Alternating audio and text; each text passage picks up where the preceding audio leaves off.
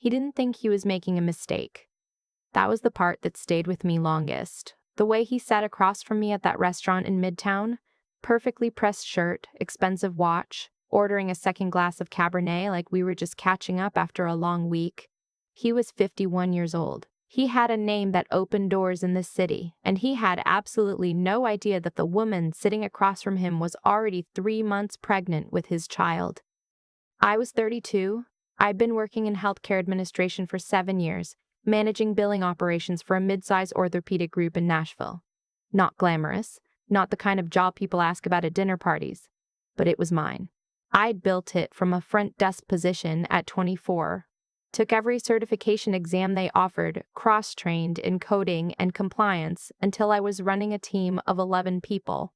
I paid my own rent. I drove a used Civic. I didn't need anyone's money. That's important to understand before the rest of the story makes sense. I met him through a mutual colleague at a medical conference in Atlanta in the spring. He was there representing his family's healthcare investment firm, the kind of firm that buys struggling hospital systems and restructures them, which in practice meant laying off half the staff and rebranding the cafeteria. He was charming in the way that men who have never been told no tend to be charming, confident, attentive. He asked questions and actually seemed to listen to the answers. I was cautious. I told myself I was just enjoying the conversation. By summer, we were seeing each other on and off. Nothing formal. He traveled constantly. Phoenix, Dallas, Chicago, back to Nashville. He never suggested we define anything, and I never pushed because, honestly, I wasn't sure I wanted to. He had 2 adult kids from a first marriage, a divorce finalized 4 years prior, and a way of describing his life that made commitment sound like something he'd already tried and survived. I wasn't naive. I knew what we were. Or I thought I did. When the pregnancy test came back positive in late September, I sat on the edge of my bathtub for a long time. I didn't cry. I'd thought about that since why I didn't cry, and the only answer I can give is that some part of me had already made the decision before I fully understood what the decision was. I wanted the baby. I didn't know how. I just knew. I told him over dinner, that dinner at the Midtown restaurant with the Cabernet and the pressed shirt. He was quiet for a moment. Then he said he needed some time to process. I said, of course. He called me 4 days later. He spoke carefully, the way people do when they've had time to prepare what they want to say. He said he cared about me. He said this was unexpected. He said he wasn't in a position, emotionally or logistically, to be a father again. He said he thought it was best if he used the phrase, took care of it, and that he would cover all the costs and more, and that he hoped we could put this behind us and move forward. I said I'd think about it. I did not think about it. What I did instead was call my older sister, who is a paralegal in Knoxville, and ask her who the best family law attorney in Nashville was. She gave me a name within 20 minutes. I had an appointment the following Tuesday. The attorney's name was Sandra Osah. She was direct, organized, and completely unimpressed by wealth. When I explained the situation, the name of his family, the firm, the fact that he was asking me to terminate a pregnancy and seemed to consider the matter already settled, she nodded once and set down her pen. "Does he know you've already decided to continue the pregnancy?" she asked. "No," I said. "Good," she said. "Let's talk about what we're going to do."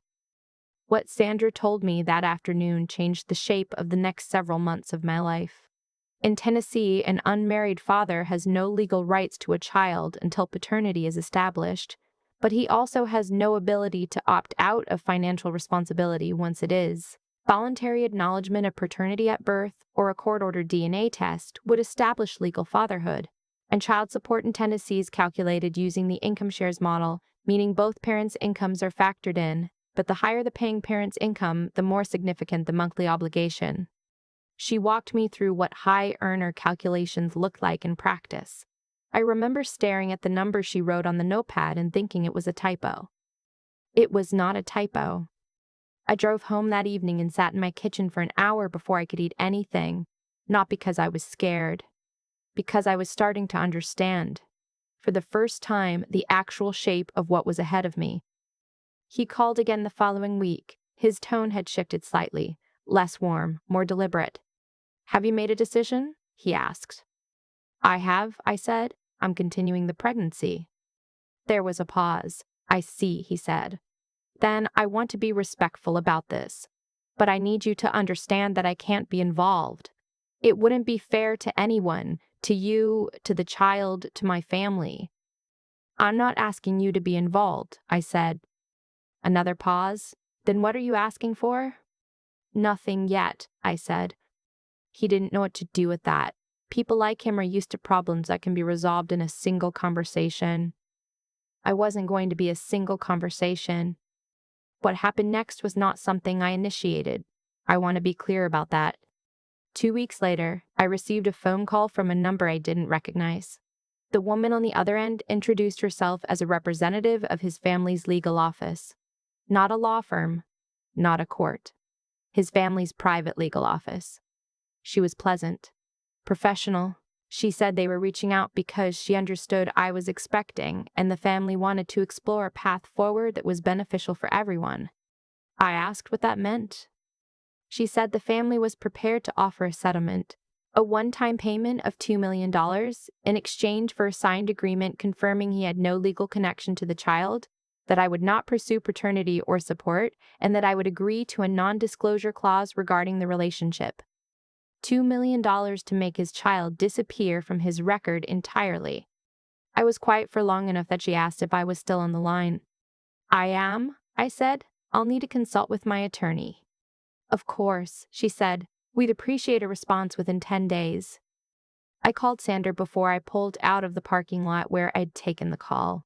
I was sitting in my car with the engine off and the windows fogging up, and I told her every word of what the woman had said. Sandra was quiet for a moment. Then she said, "Forward me the number she called from, and don't respond to them again. All communication goes through me now." "What do we do?" I asked. "We file first," she said, "before they can complicate this." I asked what filing first meant in this context. She explained. In Tennessee, a mother can file a petition to establish parentage in circuit court. Once filed, the court can order a DNA test. Prenatal DNA testing exists and is admissible. A non-invasive process that uses a blood draw from the mother and a cheek swab or blood sample from the alleged father. It is accurate. It is legally recognized. It does not require his cooperation if the court orders it. "Will they try to fight it?"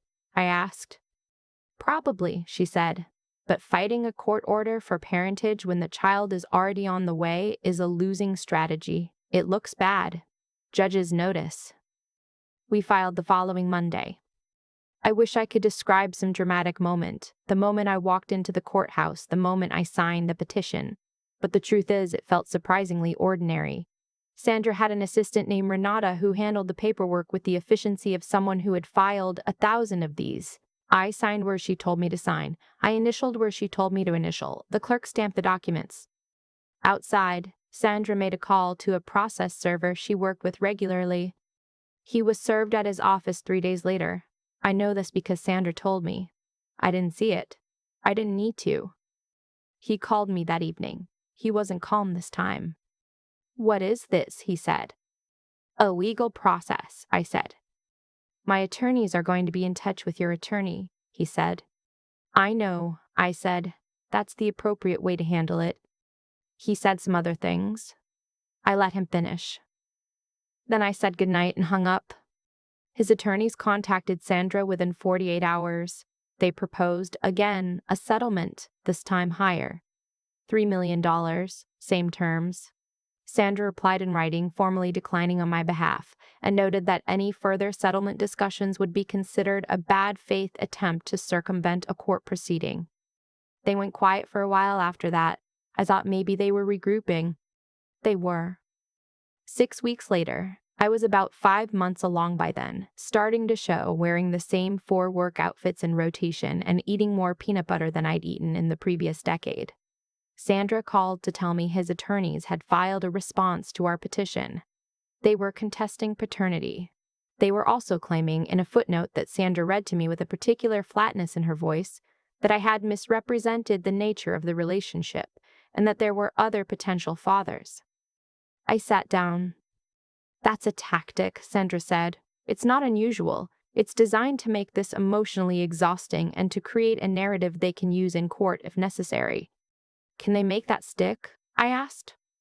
"Only if there's evidence," she said, "which there isn't because it isn't true." "What do we do?"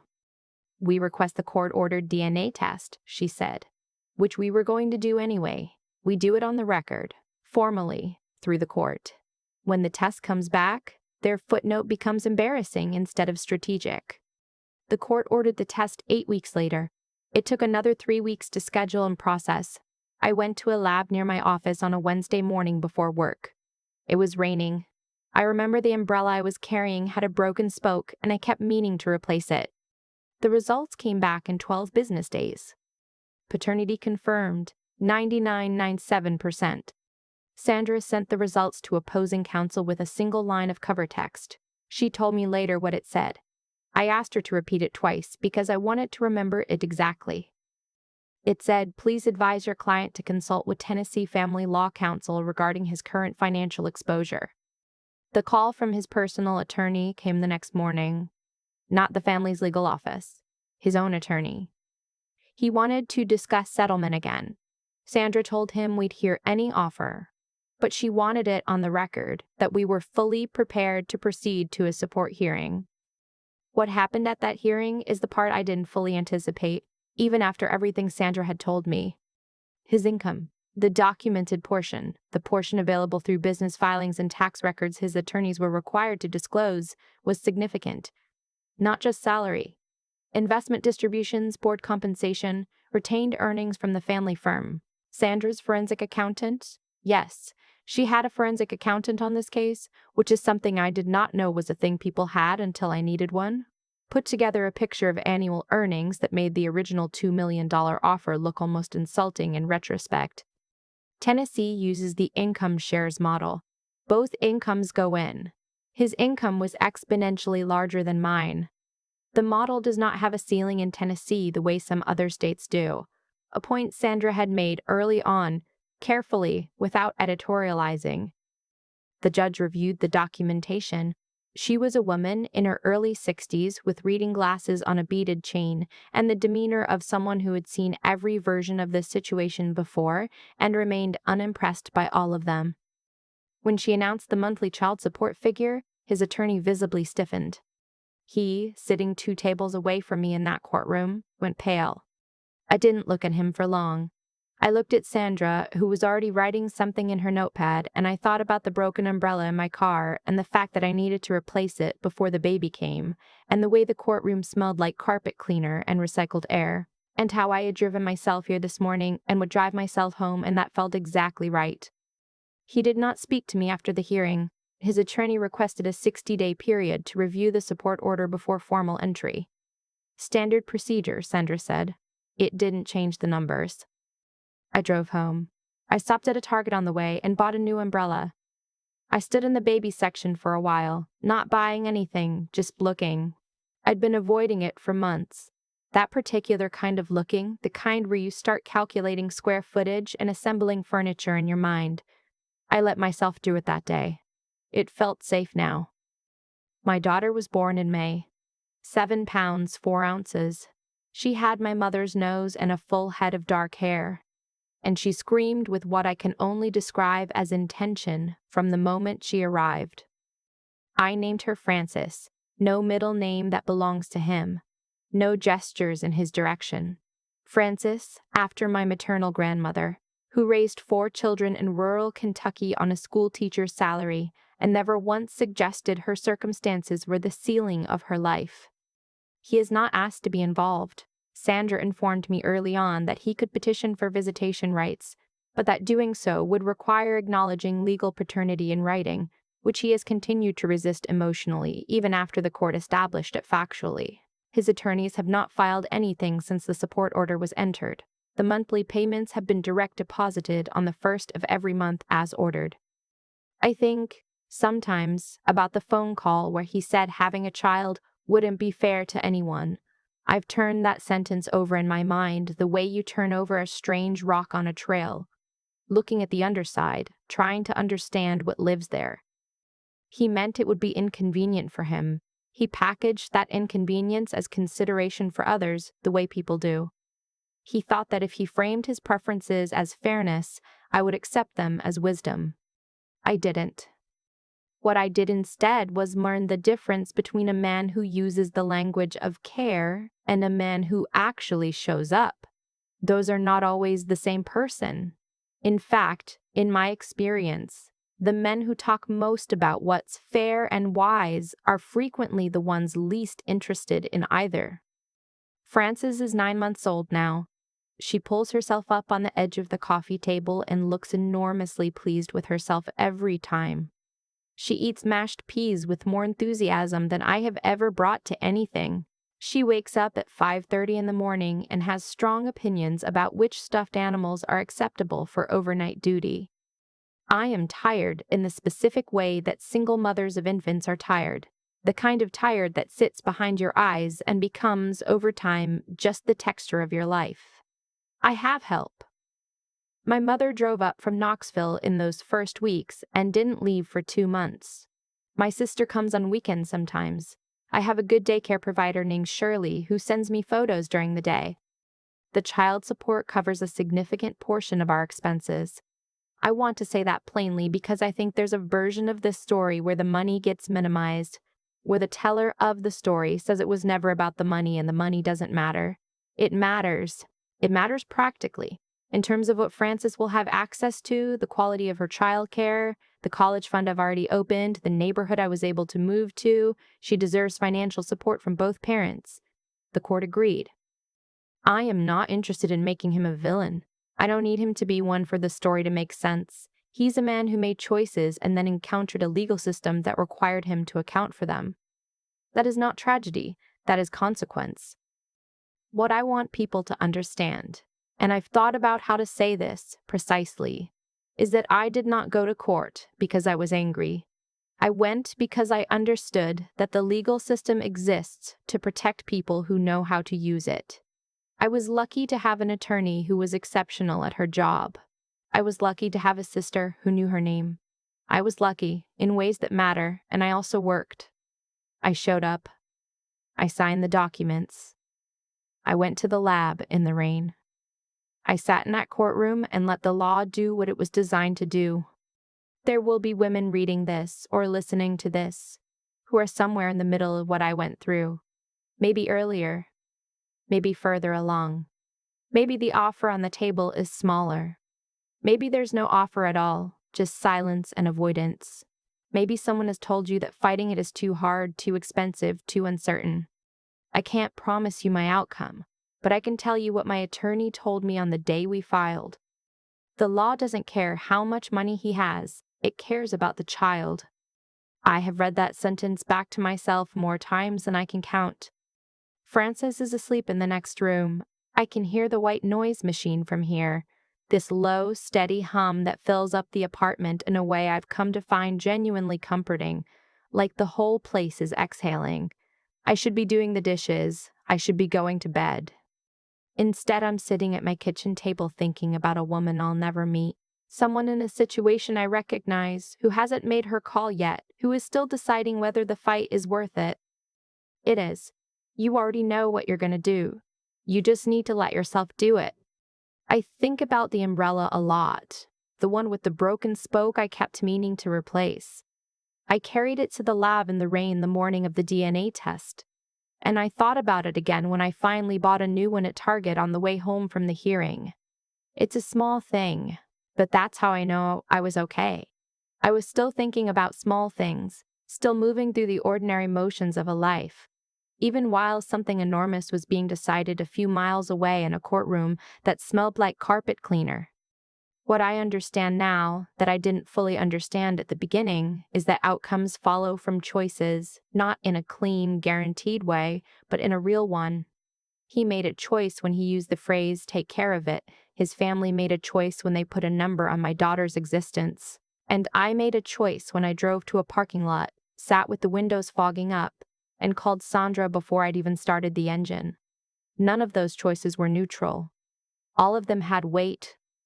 People talk about integrity like it's a personality trait, something you either have or you don't, like eye color. I don't think that's right. I think it's a decision you make in specific moments when no one is watching and the easier path is right there in front of you. $2 million was the easier path. $3 million was the easier path. The harder path was a petition, a lab appointment in the rain, a courtroom, and the particular kind of patience required to let a slow process do what a fast reaction couldn't. Sandra used to say that the law is a tool, and like any tool, it only works if you pick it up. I wasn't born knowing how to use it. I had to ask my sister. I had to sit across a desk from a woman I'd never met and trust her enough to hand her the thing I was most afraid of losing. That took something, not bravery in the dramatic sense, but a quieter kind of courage. The kind that doesn't feel like courage while you're doing it. It just feels like the next right step. What I want Frances to know when she's old enough to understand any of this is that her mother didn't win because she was lucky or because she was exceptional. She won because she did the next thing, and then the next thing after that. She asked the right questions. She listened to people who knew more than she did. She didn't let someone else's confidence in their own power convince her that she had none. That's what I would tell anyone standing where I stood. Not that it will be easy, and not that the outcome is guaranteed, but that your choices compound. The ones that feel small, making the call, signing the papers, showing up, those are the ones that build into something that can hold the weight of a life. Frances pulls herself up on the coffee table now and looks so pleased with herself every single time, like she invented the concept of standing. She doesn't know yet what it cost. Someday, I'll tell her. And I'll tell her it was worth every bit of it.